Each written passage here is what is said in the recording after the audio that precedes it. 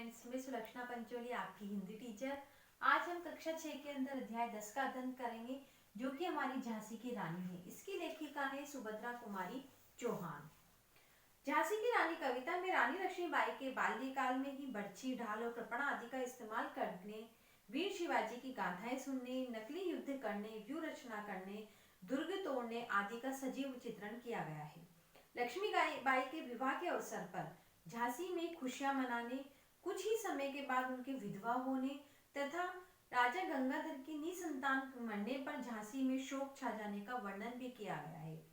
राजा गंगाधर की निसंतान मरने पर डलहौजी ने मौका पाकर झांसी पर के दुर्ग पर अंग्रेजी झंडा फहरा दिया। अंग्रेज जब भारत आए थे तब वे व्यापारी बनकर यहाँ आए, पर धीरे धीरे अंग्रेजी राज्य का विस्तार होता गया और फिर उनका रूप ही बदल गया। अंग्रेजों ने राजाओं और नवाबों को भी ठुकराना आरंभ कर दिया। झांसी की रानी का राज्य भी अनेक अंग्रेजों ने छीन लिया। अब वह अंग्रेजों के अधीन हो गई। अंग्रेज ने दिल्ली, लखनऊ, तंजौर, सतारा आदि पर अधिकार कर लिया। पेशवा को भी बिठूर में कैद कर दिया।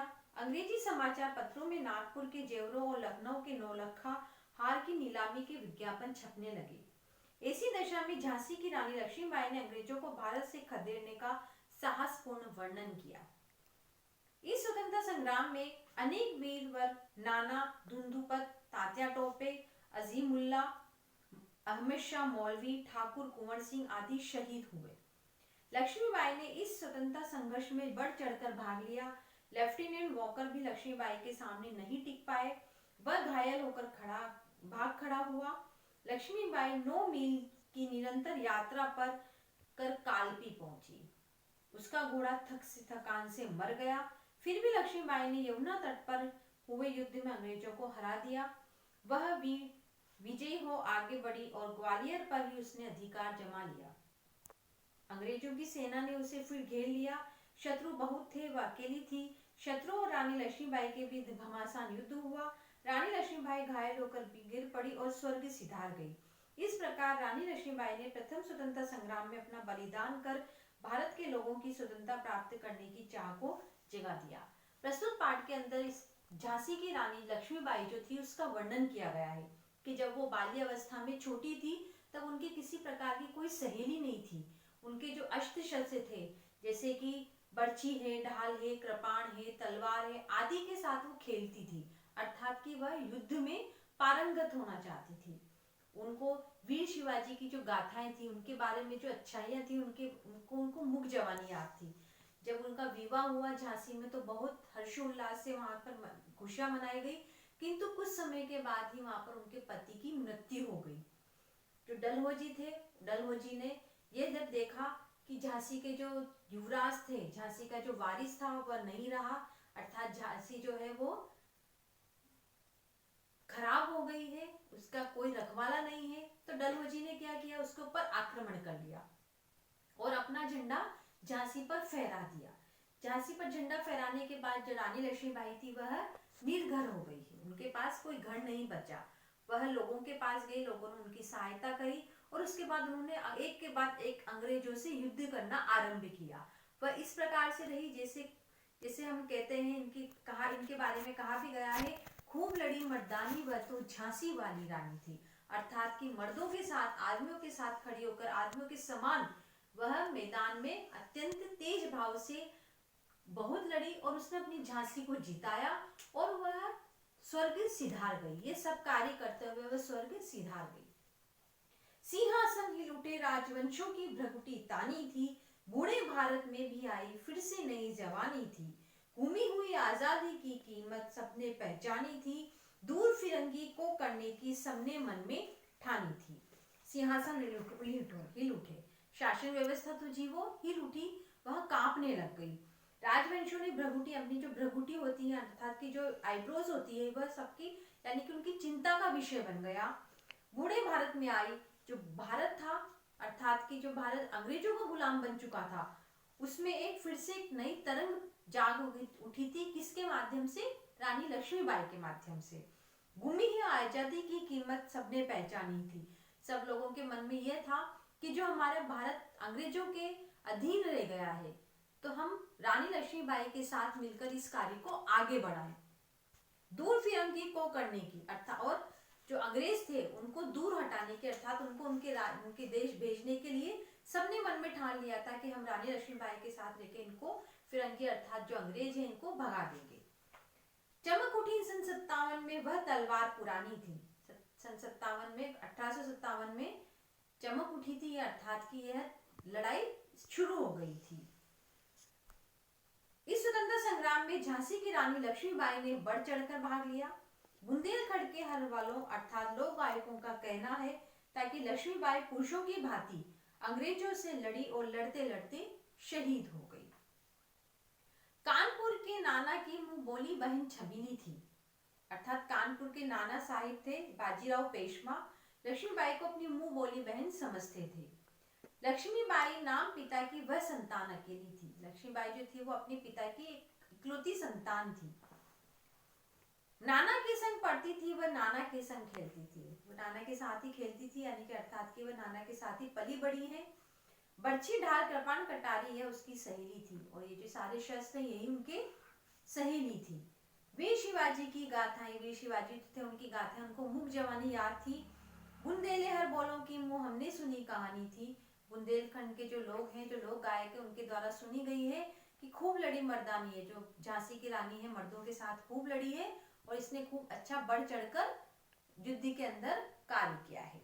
लक्ष्मी थी या दुर्ग थी, वह स्वयं वीरता की अवतार। देख मराठे पुलकित होते उसकी तलवारों के वार। नकली युद्ध व्यू की रचना और खेलना खूब शिकार। सैन्य घेरना तो दुर्ग तोड़ना थे ये प्रिय खिलवाड़। महाराष्ट्र कुल देवी उसकी भी आराध्य भवानी थी। बुंदेले हर बोलों के मुंह हमने सुनी कहानी थी। खूब लड़ी मर्दानी वह तो झांसी वाली रानी थी। लक्ष्मीबाई के शौर्य का गुणगान करते हुए कहना है कि वह दुर्गा के रूप के समान थी या एक अवतार थी। उसकी तलवार का वार देखकर मराठे भी पुलकित यानी कि खुश हो उठते थे। नकली युद्ध करना, व्यू रचना बनाना, शिकार करना, सेना को घेरना, किलों को तोड़ना जैसे वीरता के काम तो उसके प्रिय खेल थे। बचपन में वो इस प्रकार के खेल करती थी। महाराष्ट्र की कुल देवी की ही उसकी उपासिका थी, उनकी इष्ट थी। वह उस दुर्गा रूप में मानती थी, वह उन्हें उस दुर्गा रूप में मानती थी, वह साक्षात मानती थी कि ये मेरी दुर्गा माता है। उसका बचपन में वीरता से परिपूर्ण था।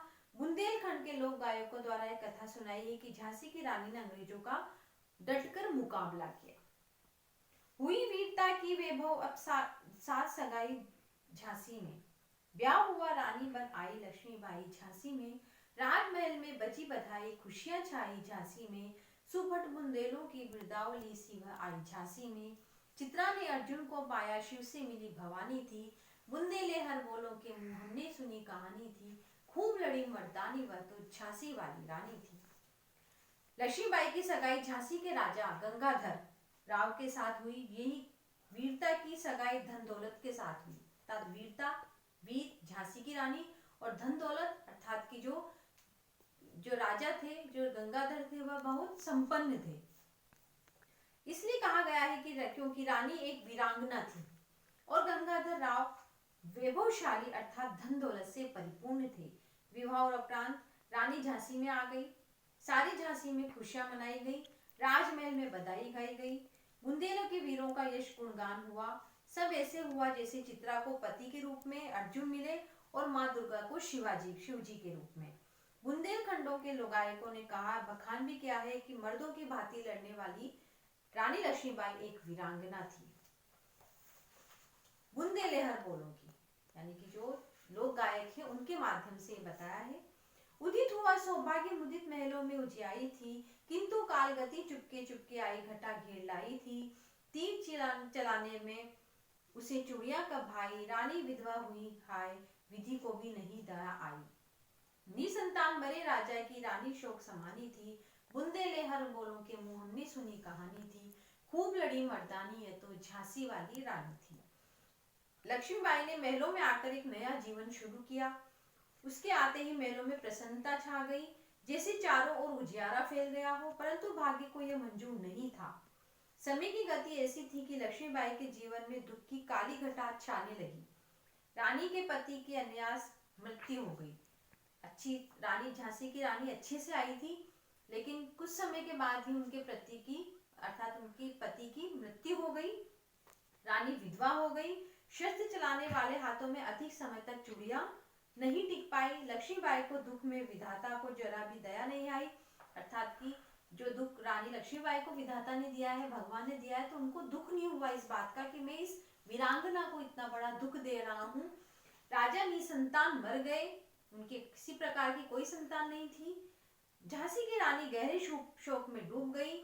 यह कथा बुंदेलखंड के लोक नायकों द्वारा सुनाई गई है। रानी युद्ध में मर्दों की भांति लड़ी है। आगे का पाठ हम अगले चैप्टर में पढ़ेंगे। Thank you.